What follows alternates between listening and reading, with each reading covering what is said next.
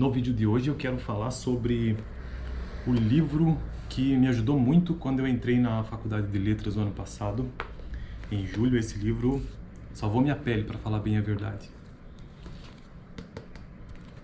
Introdução à Linguística, volume 1, que tem vários autores, mas tem duas organizadoras principais, que é a Fernanda Mussalini e a Ana Cristina Bentes. Vou deixar o link na descrição desse livro. Muito bom para entender algumas coisas de linguística. Por que eu digo que esse livro ele salvou a minha vida no curso de letras logo que eu entrei no curso? Porque eu entrei em letras já no terceiro período. Como eu consegui equivalências, para quem não assistiu os vídeos anteriores aqui no canal, eu cursei letras em 2015 e a gente está em 2023, eu entrei na faculdade em 2022. Então já faziam alguns anos que eu não tinha mais contato, não tive mais contato com nada de letras. Então eu entrei praticamente cru sobre isso. E fiquei um pouco preocupado, né? Porque quando eu entrei no curso, caramba, não vou lembrar, já entrei logo estudando sociolinguística, logo estudando fonética e fonologia, fiquei um pouco com medo. Então, logo que a aula iniciou, peguei o conteúdo programático das disciplinas e eu vi que esse livro sempre estava lá, mencionado na maioria das disciplinas. Então foi assim que eu tive contato com ele. E nesse vídeo eu quero falar só por cima, bem o básico, sobre o que o livro trata.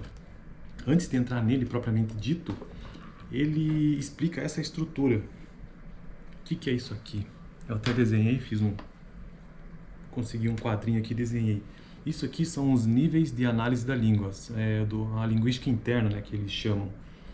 Então, quando você vai analisar uma língua do ponto de vista interno, tem esses níveis. São 6 níveis básicos. Então, você começa a partir da menor unidade da língua, que são aqui, ó, o 1, que é a fonética, em que a unidade mínima de análise é o som.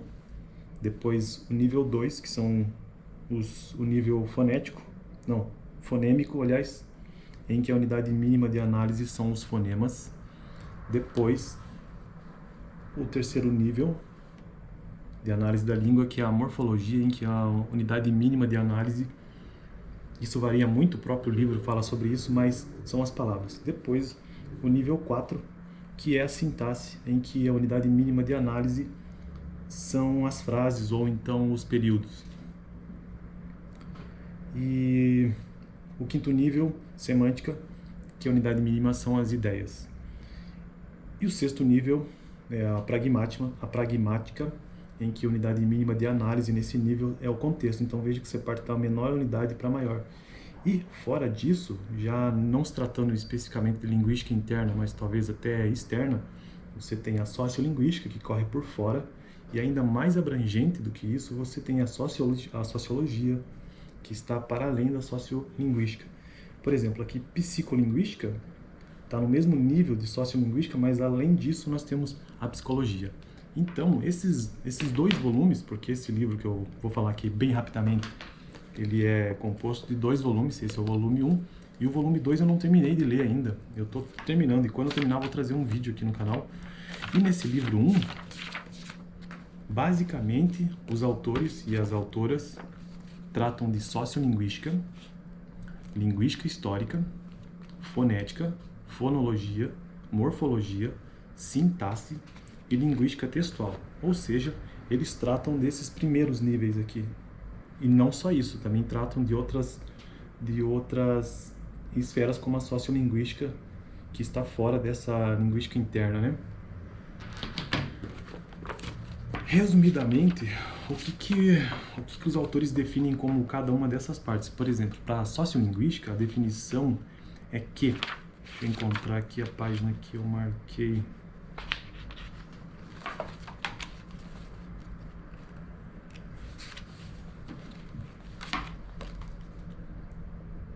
Sociolinguística, seu ponto de partida é a comunidade linguística, um conjunto de pessoas que interagem verbalmente e que compartilham um conjunto de normas com respeito aos usos linguísticos.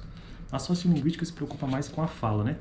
Com os fenômenos linguísticos da fala. Eu já tive essa disciplina, inclusive, já gravei aqui para o canal na época que eu estava estudando ela e vou trazer um vídeo futuro especificamente sobre isso depois, né? O que eu acho depois de já ter feito a matéria. Já o segundo capítulo fala da linguística histórica. E é um capítulo interessante porque ele traz a evolução, né, dos estudos linguísticos mesmo, como que isso se deu E ele traz conceitos como mudança, o que significa mudança linguística e variação linguística, bem interessante também. O capítulo 3, eu estou tentando falar um pouco baixo porque eu estou na biblioteca, né? E aí tem pessoas aqui perto que estão estudando. Se bem que essa sala aqui é bem boa, né? Tá, e o terceiro capítulo, ele já começa a entrar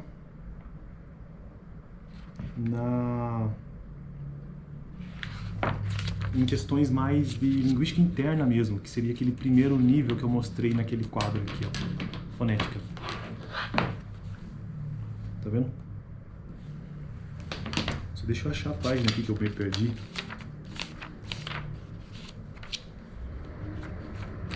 É, a fonética.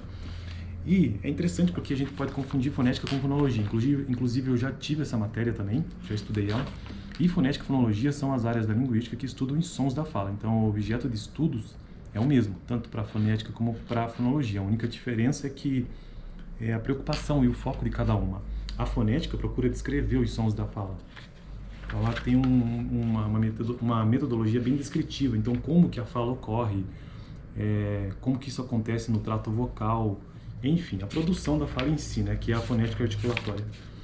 E também se estuda ritmo, né, em intuação,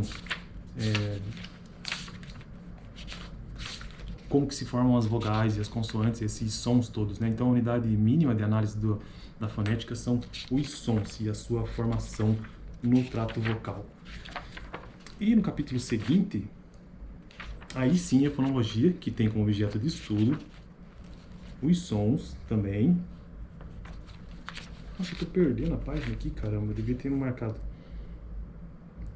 Que também tem objeto de estudo os sons da fala, mas a fonologia, ela busca compreender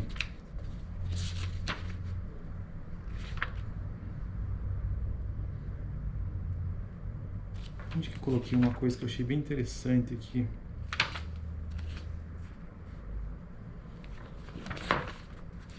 Eu deixei na página lá atrás. Eu queria dizer qual que é a diferença básica. Eu falei só da fonética e não falei da fonologia, né? Calma aí que eu já acho aqui. Tá, voltando aqui. Então a fonética ela procura descrever a produção da fala, enquanto que a fonologia tenta interpretar os resultados obtidos por meio da descrição da fonética. Então ele tem uma origem, ou na verdade um objetivo mais explicativo, interpretativo daquilo, sabe? Por exemplo, na fonética você vai tentar compreender a produção da fala, né? O P, o P ou o B, né? Que são unidades mínimas, enquanto que na fonologia você vai estudar a aplicação disso numa palavra. Por exemplo, a palavra tato e mato.